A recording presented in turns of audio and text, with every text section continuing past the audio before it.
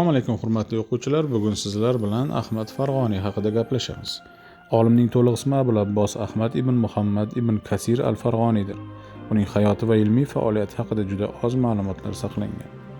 Ahmad al-Farg'oniy Farg'ona vodiysining Quva qishlog'ida tug'ilgan. 767-865 yillarda yashab ijod qilgan. U avval Bag'doddagi rasadxonada ish olib boradi, so'ngra Damashqdagi rasadxonada osmon jismlari harakati va o'rnini aniqlash, yangicha zijaratish ishlarida rahbarlik qiladi. Farg'oniy Yunon astronomlari, jumladan Ptolemeyning Yulduzlar jadvali asarida belgilangan ma'lumotlarni ko'rib chiqish hamda o'sha davrdagi barcha asosiy joylarning geografik koordinatalarini yangitdan aniqlash yuzasidan olib borgan muhim tadqiqotlarda faol ishtirok etadi. Arab tilidagi ilmiy atamashunoslikka doir, xususan falakiyot, riyoziyot va geografiyaga oid atamalarni belgilab chiqishdek maxsus ilmiy ishlarni amalga oshirishda Farg'oniyning xizmati katta.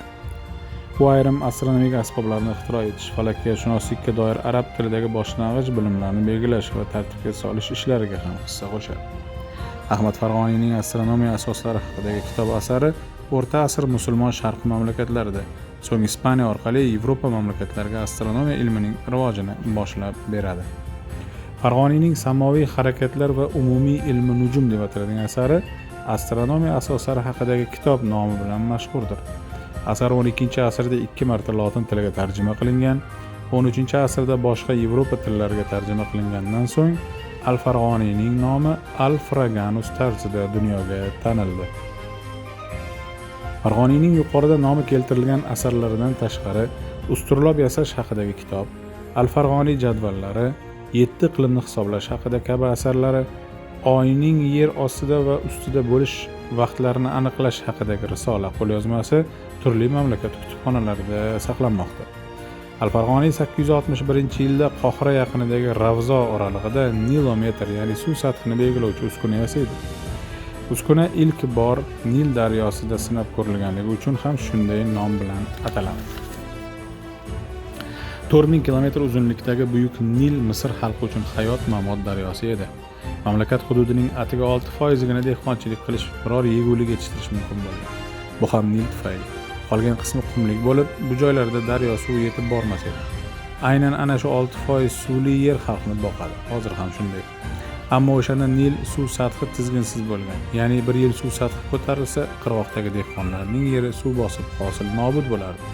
Va aksincha suv sathi pasayib ketsa, qirg'oqdan uzoqdagi yerlar qurg'oqchilikka uchrardi.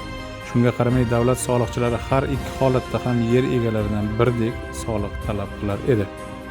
Ahmad al-Farg'oniy yulduzlar harakatini uzluksiz kuzatish barobarida Nil daryosi sathidagi o'zgarishlarni hisobga olgan holatda daryodan uzoq yaqinligiga qarab yerlar hosildorligi jadvalini tuzadi va shu tartibda soliq tizimi yaratiladi. Olimlar Nil daryosi orollaridan biri Roud burniga qurilgan miqyosi Nil uskunasi Misrda yangicha adolatli soliq miqdoriga asos soladi.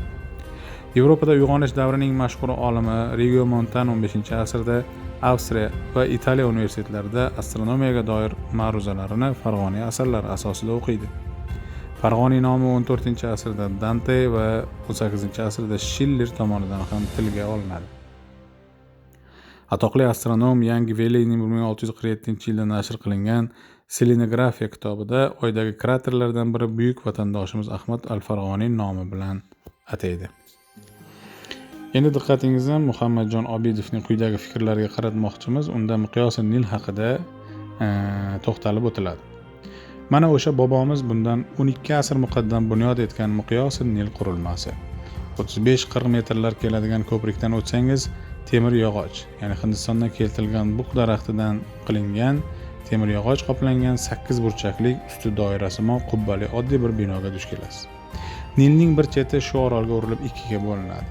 Chapda kanalsimon oqim, o'ngda salkam 1 chaqirimcha yastanib oqadigan daryo. Har qanday holatda ham suv miqyosi Nil qurilmasiga ochilgan tuynukdan kirib chiqib turadi. Ichkariga kirsangiz o'zingizni go'yo bugun O'zbekiston deb atalmish mamlakatga kelib qolgandek his qilasiz. O'rtada marmar ustun, unda suv sathi o'lchov chiziqlari tortilgan. Atrof esa yog'och o'ymakorligi hamda sharqona miniatyura bezaklari bilan qoplangan.